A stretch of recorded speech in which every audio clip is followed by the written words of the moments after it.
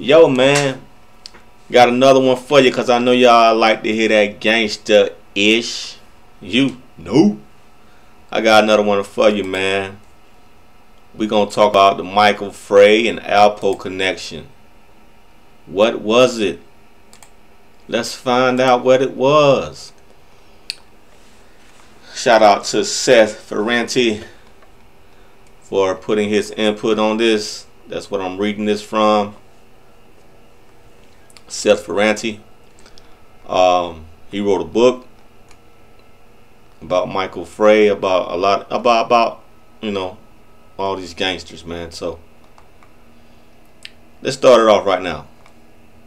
Michael Fray.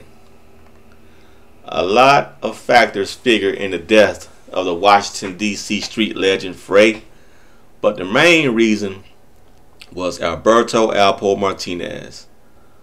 When the soon to become an infamous rat Alpo hit D.C. in the late 1980s, Fray was a well-established and respected hustler at the top of D.C.'s street hierarchy. Fray didn't take kindly to New York dudes coming from up top to set up shop in the city. He despised dudes coming down to Chocolate City and hustling on the home turf. Yeah, that's how it's supposed to be. But it was more than that. The slick New York dudes would come down with kilos and game, flossing and shining, fucking all the DC girls, turning the community out, and getting DC dudes to betray and murder other DC dudes.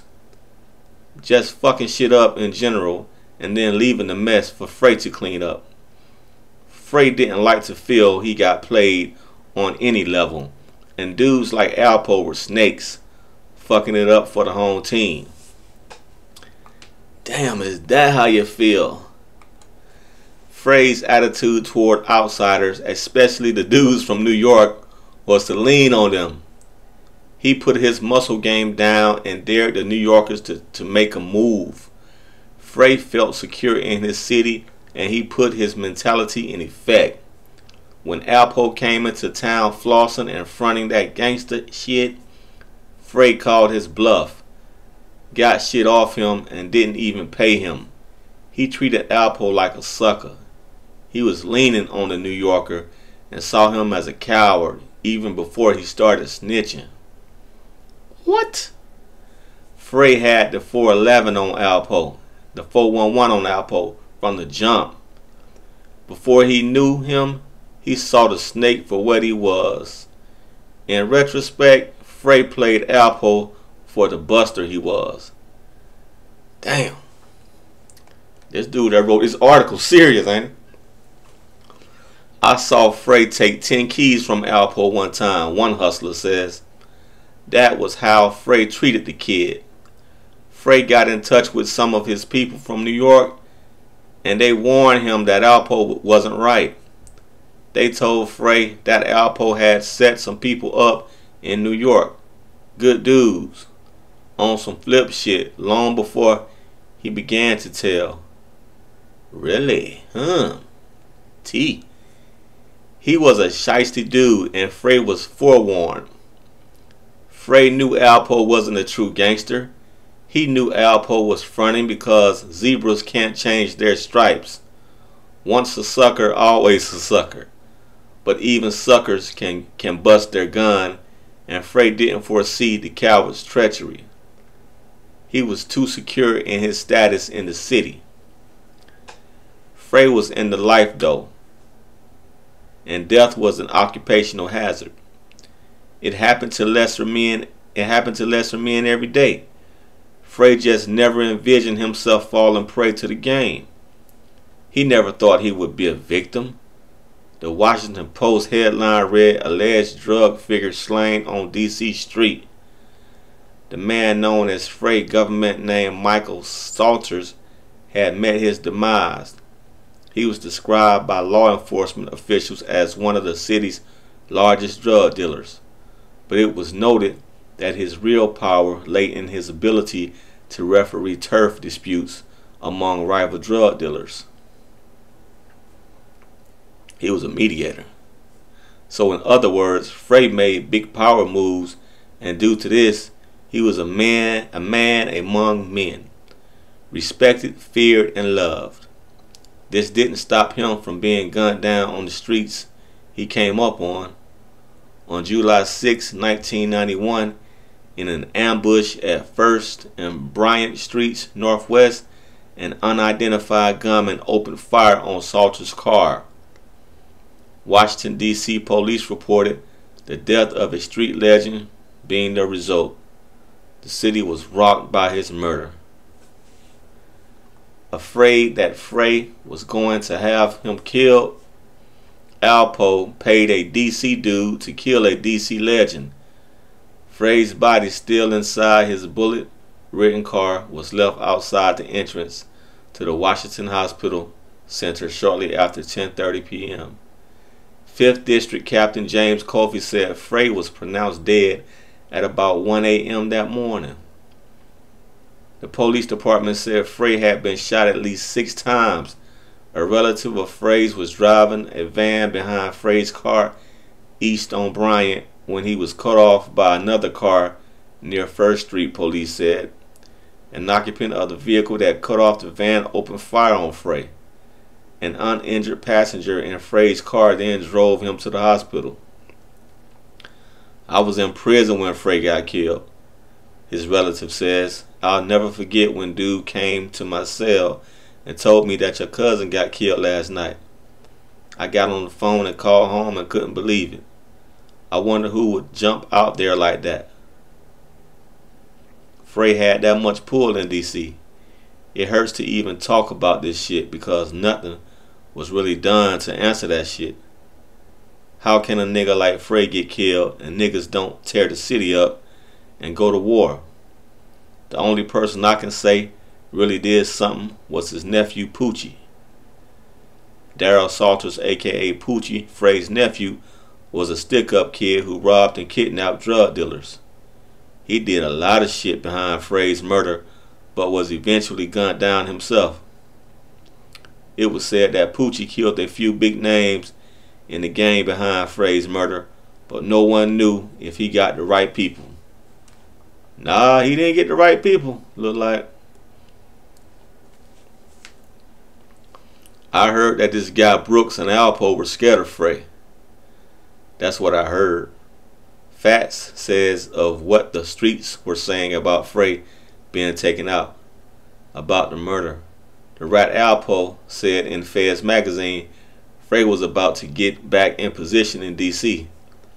He had a list of names or people he needed to eliminate, and I was at the top of his list. I found out because I was feeding someone in his camp. He wasn't taken care of. Uh-oh. That same person ended up killing him for me. Damn. At the time, though, no one knew who killed Fray. It was your own man's killed him. Damn, his own man's got him. It was a complete and utter shock that a man of his stature could be taken out like that. His friends, family, allies, associates, and enemies were all dumbfounded. If the ambassador of Chocolate City could be touched, then anyone could be touched. It was a sobering reality. Young niggas in the wildlife, criminal mind, you can be touched. That's Tupac's song. You can be touched. Y'all check that song out. Let me continue. On March 5th, 1993, a 27-count indictment stemming from the Alpo case alleged that his crew from 1989 to 1991 was responsible for 9 homicides. According to the indictment, when Alpo learned of Fray's plans to kill him, he and Wayne Perry paid Michael Jackson $9 grand in cash, a half kilogram of cocaine, and a 9mm handgun to kill Fray. The allegations were never presented in court, but Alpo admitted to them in the magazine interview, as did Wayne Perry, who said of the matter in Don Diva magazine, "As far as the Fray thing, I'm going to tell you about it. I wouldn't if it could get someone in trouble. But but the rat already told it. But that was a cruddy snake move, and his trusted friends got him, not me. They put it out there that I did it. Yes, I was after Fray because he put a hit on me. He said he had to get me out of the way so he could extort Alpo. Alpo was scared of Fray, but I wasn't, and Alpo felt okay as long as he had me. So I ended up finding out about the hit on me, and I got at those in Fray's crew who took the hit and let Fray know that he was next. Damn, so Wayne Perry killed some of Fray's men and told, "Yeah, Fray, I'm after you." But I couldn't track him down. So those snakes that used to be down at that shop on Georgia Avenue, who were close to Fray but were scared of him, playing both sides. So Alpo and them set it up for Fray's close buddy to hit him, and then tell all Fray's people that I did it, cause he was close to me too. But he is a snake and has no loyalty. The snake Wayne was talking about is Michael Jackson. He even told the feds that he heard that he and Marky and Mario got Fray. The dude is a snake. All the time he was the one that did it, and the dudes at the shop was all in on it. Now dig, one of my kids' mother heard the whole lie about me killing Fray at Fray's funeral, where all the dudes and the dude that got Fray were saying I did it. So Michael Jackson that killed Fray was saying, "Wayne did that, man. We gotta go get Wayne." It's a dirty game, ain't it? At the time, I don't know all of this, and the dude who did it was my man at the time. Damn. I still didn't know he did it until we got locked up. Ooh, cold game. This chess, boy. This ain't checker. This chess. The dude knew my daughter's mother heard him at Fray's funeral, so he hurried up and came to me and tell me she was at the funeral telling people I killed Fray. The dude knew I would believe him and ask no questions. Just do what I did best, which I did. And that's my only regret. May she rest in peace. Michael Jackson is a snake. Damn. Wow. That's crazy. I gotta read that again, man. Hold off. Wow. Now dig, one of my kids' mother heard the whole lie about me killing Fray at Fray's funeral, where all the dudes and the dude that got Fray were saying I did it. At the time, I don't know all of this, and the dude who did it was my man at the time. I still didn't know he did it until we got locked up. The dude knew my daughter's mother, heard him at Fray's funeral, so he hurried up and came to me and tell me she was at the funeral telling people I killed Fray. The dude knew I would believe him and ask no questions, just do what I did best, which I did, and that's my only regret. May she rest in peace.